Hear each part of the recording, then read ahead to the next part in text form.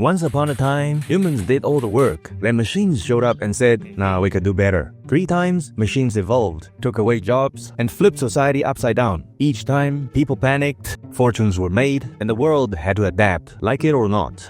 And now, it's happening again. The 4th wave is here. And history already proved there's no stopping this. So why does this keep happening? And what happened to everyone who couldn't keep up? Why was it inevitable? Let's go back to where it all began.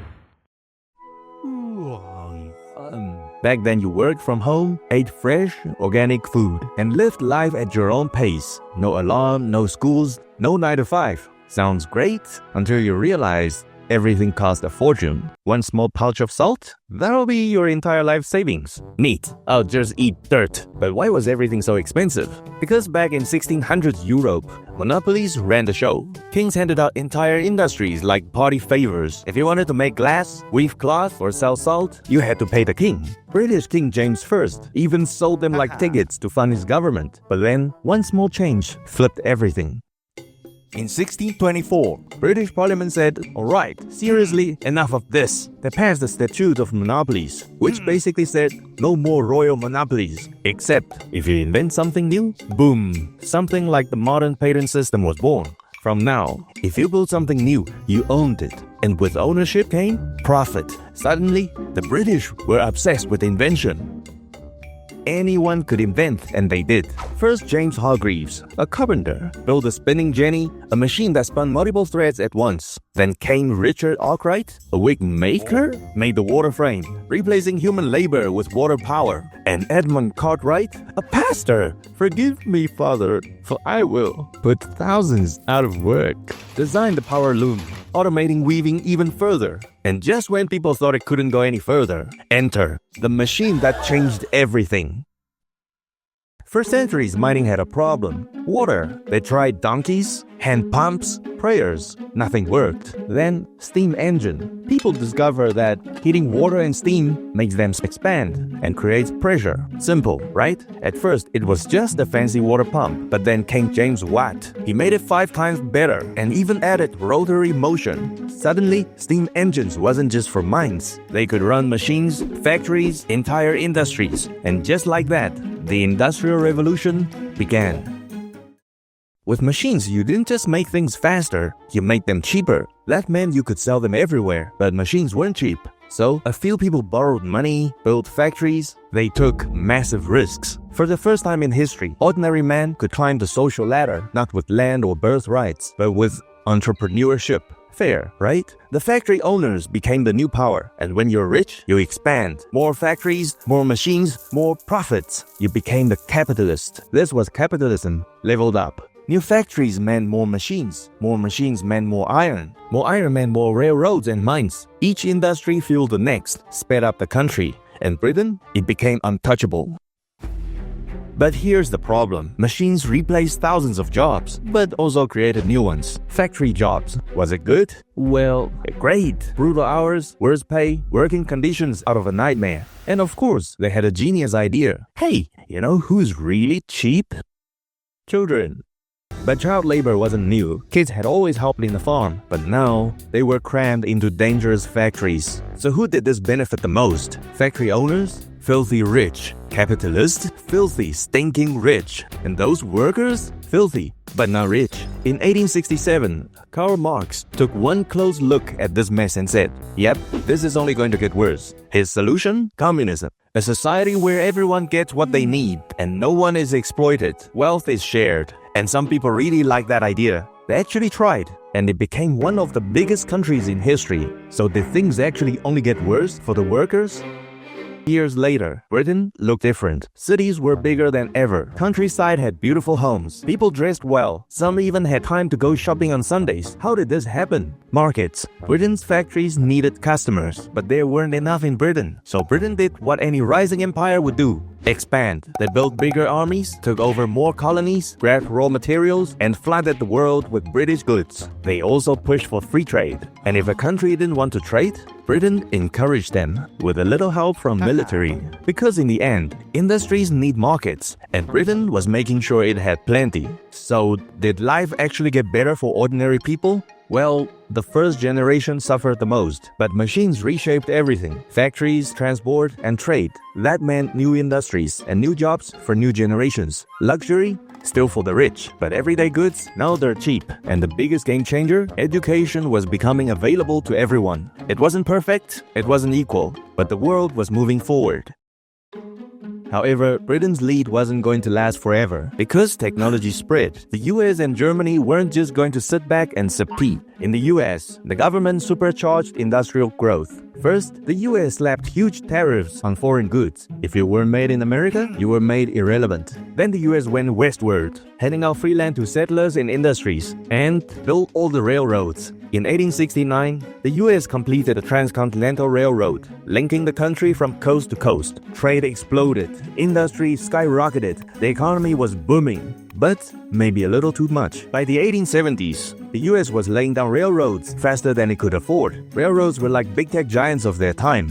Investors threw money at them like there was no tomorrow. Everyone thought the economy would rise forever. Then came 1873. The first global economic crisis happened. How? Complicated. The economy screeched to a halt. And just like that, the world spiraled into the Long Depression. The industrial world had hit its first massive roadblock. By the 1870s, Britain was still the world's superpower. But here's the thing about power. Everyone wants it. So the challengers were rising fast. Germany was leading the charge. In 1871, Germany unified. Bismarck had one goal: turn Germany into an industrial beast. So what did Germany do? First move, bet big on education. Germany pumped money into science, building some of the world's best universities. Decades later, they weren't just producing graduates, they were mass-producing groundbreaking scientists. But Bismarck had a problem. Workers were angry, and communism was spreading. So he pulled a power move. Introduced the world's first welfare programs, health insurance, and pension. And just like that, no riots, just workers. Other countries copied fast, but it wasn't enough. Germany's real genius move? They didn't copy Britain. Instead of textiles, they focused on engineering, chemicals, steel. And it worked. These industries didn't just make Germany rich. They were the future, and they helped pull Europe out of the Long Depression. With education booming and patent law spreading west, one thing was inevitable: give people knowledge, resources, and legal protection. And they invent. The next revolution was coming. The first industrial revolution gave us steam power, and the second made steam look powerless. But this time, invention wasn't just for anyone. Engineers and scientists took over. It all started with this guy. Michael Faraday discovered that move a magnet through a coil, you get electricity. Simple, revolutionary. Then Werner von Siemens found out that when electricity flows through a wire, it creates a magnetic force strong enough to push things and power motors. Electricity could now move machines, but there was one problem: no electricity. Then Charles Parsons had a thought: why not steam? And just like that, the steam turbine generator was born. So factories leveled up: bigger, faster, quieter, and no more choking on coal smoke. Innovation never stopped. Each breakthrough created a new industry. To keep up, businesses evolved into corporates. Anyone could raise capital by selling shares, and investors could buy stocks and enter the game. Competition turned brutal. Some guys ran businesses, but a few played capitalism on expert mode, crushing rivals, buying out, controlling suppliers. The goal? Total monopoly. Rockefeller owned oil. Carnegie forged a steel empire, and JP Morgan wasn't making money, he was making empires. These corporate giants wiped out competition by dropping prices so low no one else stood a chance. Then, with no rivals left, they jacked up prices higher than ever. For decades they ruled unchecked, until the US government finally stepped in. But what if all that industrial power had been used for something else? Something terrible? Then came World War I. The machines joined the battle, and war became mechanized slaughter. It supercharged industrial progress. The demand for weapons pushed factories to perfect mass production. The war drove massive investment in chemistry, medicine, and engineering, leading to new breakthroughs that would shape the modern world. From this point on, war became fully industrialized.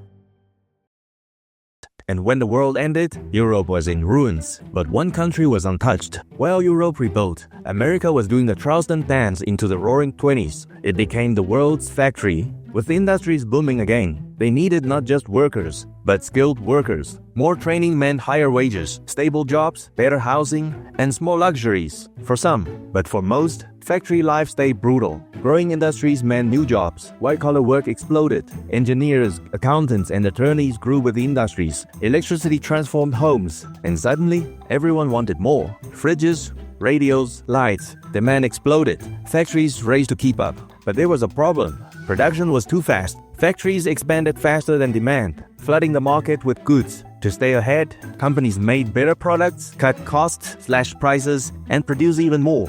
Things got cheaper, but wages, they didn't keep up. To keep the cycle going, businesses pushed credit. Buy now, pay later. Life was never better. Credit was easy. Anyone could invest. Stocks soared. New industries exploded. But when everyone starts borrowing money to gamble on stocks, well, October 1929, the stock market crashed hard. America had plunged into the Great Depression, taking the world down with it. Factories shut down, banks collapsed, millions lost everything. Unemployment soared. By 1933, America was on its knees. And just when things couldn't get worse, they did.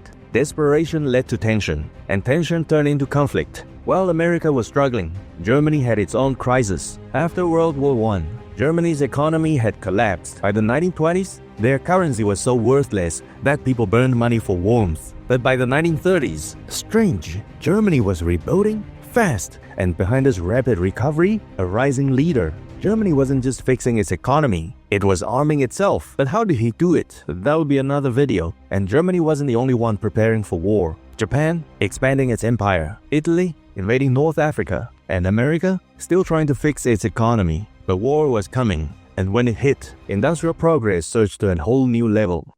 In 1939, World War II erupted. By 1941, the US was pulled into the fight, and factories switched from cars to bombers. Millions of unemployed workers now drafted or hired for war production. And suddenly, the Great Depression was over, because when you're building weapons for the biggest war in history, everybody has a job. But war wasn't just about production, it was about survival. And this time, it wasn't just industrialized, it was revolutionized. It became a battle of industrial and economic strength. Victory didn't belong to the strongest armies. It belonged to the nations with the most factories, the fastest assembly lines, and the deepest supply chains. With everything on the line, nations threw everything into the industrial race. They accelerated scientific research, scaled up factories, and engineered deadlier weapons, pushing innovation to the absolute limit.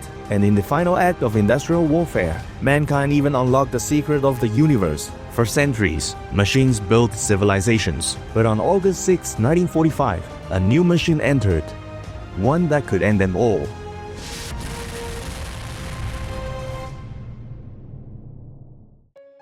The war was over. The world had transformed from the roaring factories of Manchester to the nuclear fire over Hiroshima. The Industrial Revolution had reshaped nations, economies, and war. The first revolution brought steam. The second brought electricity and oil. Each time, industry created new jobs, destroyed old ones, and shifted power. Each time, nations raced to dominate. Economies crashed, and wars followed. But the race only grew faster and more inescapable. Hesitate, and you fall behind. Stop, and someone else takes control. In the long run, life improved, but never equally and never without a cost.